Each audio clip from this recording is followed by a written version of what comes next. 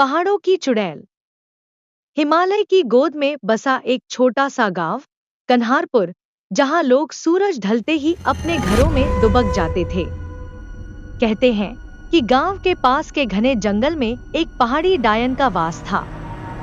वह डायन रात के अंधेरे में निकलती और अपने खूबसूरत रूप से राहगीरों को लुभाकर मौत के आगोश में ले जाती। सर्दियों की एक रात गांव का एक युवा अर्जुन अपनी प्रेमिका मालिनी से मिलने जंगल के रास्ते पर निकला। मालिनी का घर गांव के दूसरे छोर पर था। अर्जुन ने सुना था कि इस जंगल में एक औरत के रोने की आवाजें आती हैं। लोग कहते थे कि वो डायन है, लेकिन अर्जुन ने इन बातों को मजाक समझा। जंगल में पहुंचते ही अर्जुन को एक मीठी सी आवाज सुनाई दी। अर्जुन, रुको! आवाज इतनी मधुर थी कि वह ठहर गया। उसने पीछे मुड़कर देखा और एक बेहद सुंदर लड़की सफेद साड़ी में खड़ी थी। उसकी आंखें गहरी और चमकीली थी, लेकिन उनमें कुछ ऐसा था जो अर्जुन को बेचैन कर रहा था। तुम कौन हो? अर्जुन ने पूछा। लड़की मुस्कुराई और बोली, मैं यहाँ अकेली हूँ। क्या तुम मेरा साथ दोगे? अर्जुन को उसकी मुस्कान में अजीब सा आकर्षण महसूस हुआ।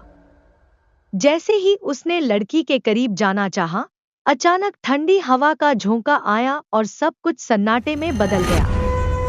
अर्जुन ने महसूस किया कि उसके शरीर पर जैसे किसी ने अजीब सी पकड़ बना ली हो।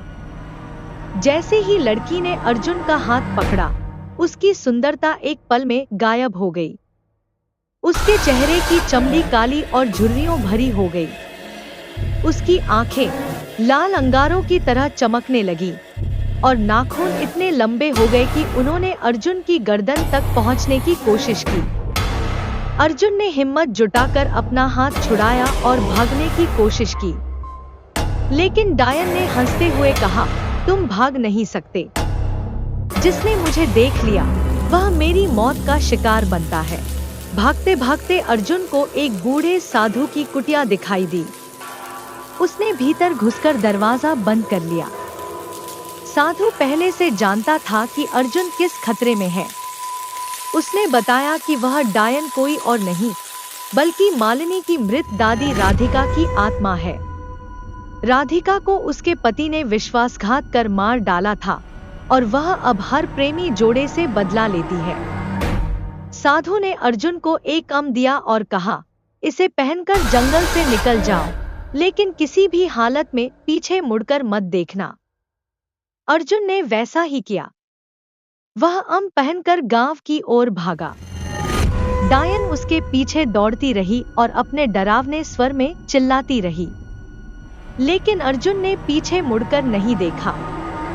जैसे ही वह गांव की सीमा में पहुंचा, डायन की चीखें अचानक बंद हो गई। अर्जुन की जान बच गई, लेकिन उसके मन में एक सवाल रह गया, क्या मालिनी भी डायन के जाल में फंस सकती है? अर्जुन ने अगले दिन गांव वालों को डायन के बारे में सब कुछ बताया।